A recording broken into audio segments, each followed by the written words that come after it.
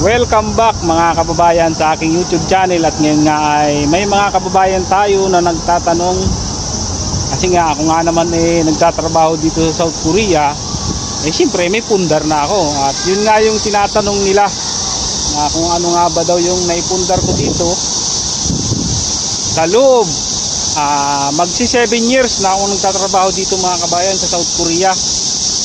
At nandito nga ako sa itaas ng park. Yan, makikita ninyo, yan, TBS. Sa kabila ay SBS. Ato sa itaas ng park, no? At yun nga, sasagutin ko yung tanong ng kababayan natin kung ano nga daw yung naipundar ko na dito sa South Korea, ano, sa loob ng 7 years. Siyempre, meron. At ako lang talaga ay para sa akin yung naipundar ko na lupa at bahay maliit lang talaga.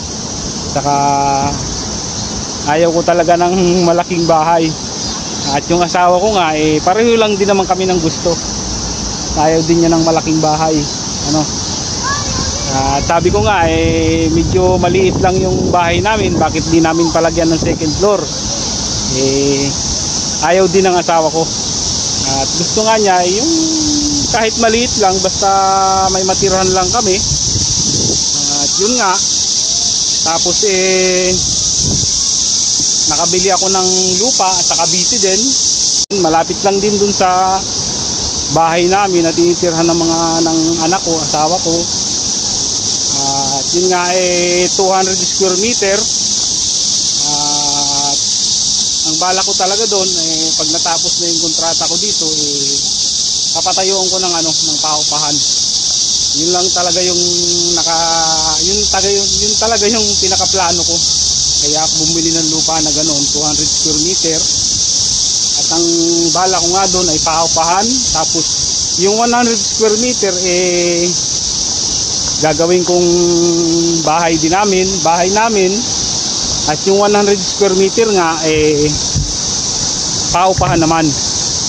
At yung tinitirhan nga namin, ang bala ko din doon paupahan na lang din, kasi dun sa nabili kong lupa na 200 square meter gagawa din kami ng bahay doon. At sa totoo lang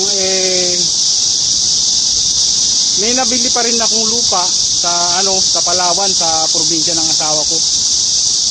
Nakabili din ako ng doon, ng New Gun sa Palawan naman. At yun lang yung naipundar ko. Sa totoo lang wala naman talaga akong hilig sa mga sasakyan. Totoo lang, wala din akong motor at wala rin akong kotse. At isa pa hindi naman talaga ako marunong mag-drive, kaya asawa ko rin hindi rin naman marunong. Saka ang asawa ko naman wala rin namang hilig sa sasakyan. At pagkatapos yan yung ibang kinita ko dito sa South Korea inilagay ko na talaga sa bangko. At alam mo naman, galing tayo sa hirap, kailangan masigurado na may ipon, may napuntahan yung kinita ko dito. At yung bangko ko nga, may bangko ako sa Metrobank. Tapos meron ding may account ako sa Metrobank, at may account din ng asawa ko sa Metrobank. Tapos yung anak kong panganay ay may account sa PS Bank. Tapos meron din akong account sa S-Swiss Bank. Tapos meron din akong account sa BDO. Bali 3 bangko ang meron ako sa Pilipinas na pinag-iipunan ko ng pera, pinaglalagyan ko ng pera. At yung sa asawa ko nga lang sa Metrobank lang, saka yung panganay ko ay sa PS Bank. At yung sa akin 3. 3 yung account ko sa mga bangko sa Pilipinas. At meron din akong account sa MP2. Yan ang maganda dyan. At paalala nga pala mga kabayan, sabagay, kanya-kanya man tayo ng gusto Para sa akin kasi, yung kaya ang ginawa ko kalat-kalat yung pera ko sa 5 bangko na yan, ayaw kong ilagay sa isang bangko lang yung pera kasi malaki. Mahirap na, baka mamaya magka-problema yung bangko na pinaglagyan mo ng pera, nandun lahat yung pera mo, mahirap yun. Tapos ito nga, meron akong pinaglalaanan ulit ng pera na pinag-iipunan ko. Yung MP2 sa Pag-ibig, napakaganda niyan mga kabayan. At ang laki ng tubo dyan sa MP2. At malaki-laki na rin yung naihulog ko dyan. Simula nung pagbalik ko dito, dyan ako nag-iipon ng pera sa MP2. Maganda, malaki ang tubo kaysa sa bangko. Sa bangko kasi yan kumbaga taguan lang talaga ng pera. At mas secure ang pera dyan kaysa sa nasa bahay lang At kasi ako naman kanya-kanya naman talaga tayo ng gusto Merong ibang kababayan natin katulad nung isang katrabaho ko dito sa South Korea na umuwi na ng Pinas, lintik naman ang bahay. Nagkakahala kulang-kulang 3 million yung pinagawa niyang bahay. Maganda talaga, saka may swimming pool. At ang mahirap lang doon kapag kanya-kanya naman talaga tayo ng gusto sa buhay Katulad ko, gusto ko yung may matirhan lang yung pamilya ko, 2 anak ko at asawa ko. Ang simple lang, hindi naman siya yung pangit. Simple lang. Siyempre pinalagyan ko rin naman ng aircon kasi nga mahirap matulog pag gabi, lalo na pag mainit. At yun nga yung sa kanya, yung sa katrabaho ko dati, kulang-kulang 3 million yung pinatayo niyang bahay kasamang swimming pool. At yun may mga CCTV pa.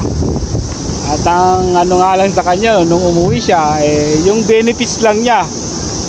Ayun, ang naiuwi niyang pera, wala siyang ipon, napunta lahat sa bahay yung kinita niya. Mahirap pagka ganun. Para sa akin lang yun kanya-kanya kasi tayo ng gusto at namumblema nga siya ngayon kasi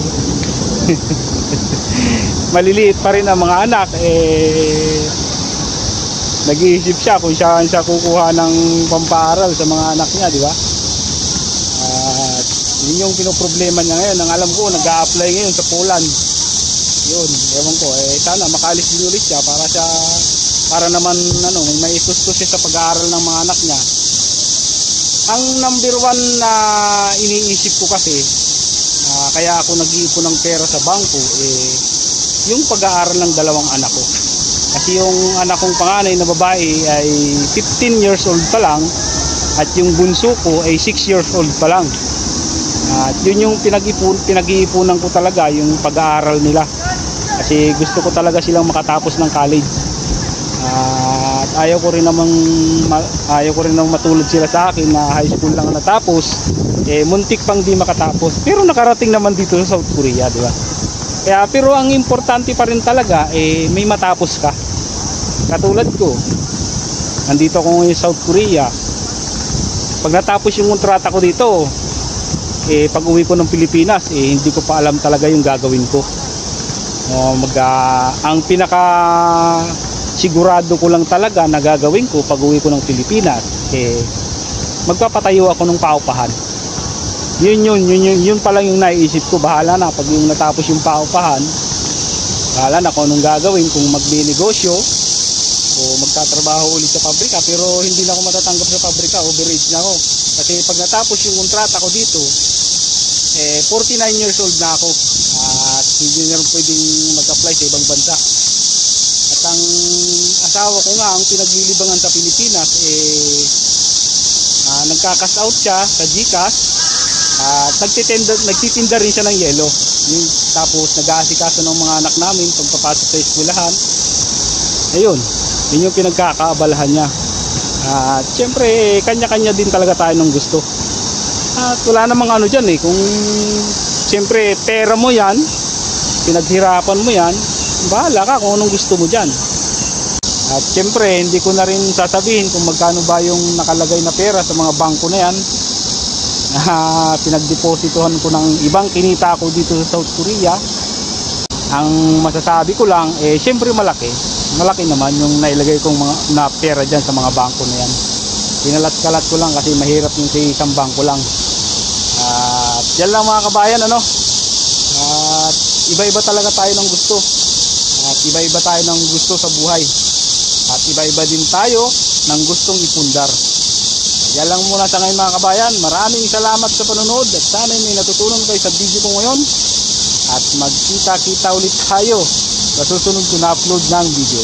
Bye bye. Init dito. Tirik ang araw.